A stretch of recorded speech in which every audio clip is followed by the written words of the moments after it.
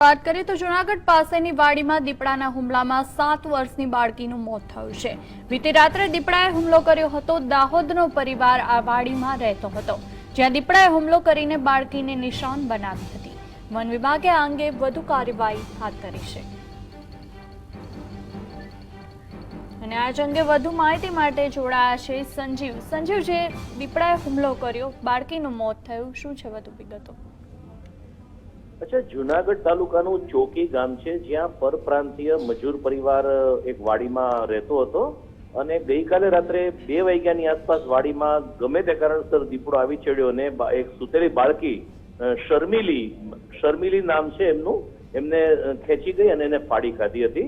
આ દીપડાના હુમલાને કારણે આ બાળકીનું મૃત્યુ થયું છે। પરંતુ મહત્વની બાબત એ છે સીમા કે વન વિભાગ વારંવાર કહે છે કે પરપ્રાંતીય મજૂરો જે ખોરાકમાં ખાસ કરીને માછલી અને માંસાહાર લેતા હોય છે, આ ભોજન લીધા પછીનો જે બાકીનું ભોજન ત્યાં રાખી મૂકે છે, એની દુર્ગંધથી, એની ગંધથી આ પ્રકારના વન્ય પ્રાણીઓ વાડી તરફ ખેંચાઈ આવતા હોય છે ને આ પ્રકારની ઘટનાઓ બનતી હોય છે। આવી જ એક ઘટનામાં 7 વર્ષીય બાળકીનો ભોગ લેવાનો છે। સીમા, જય આભાર સંજીવ સમગ્ર જાણકારી માટે।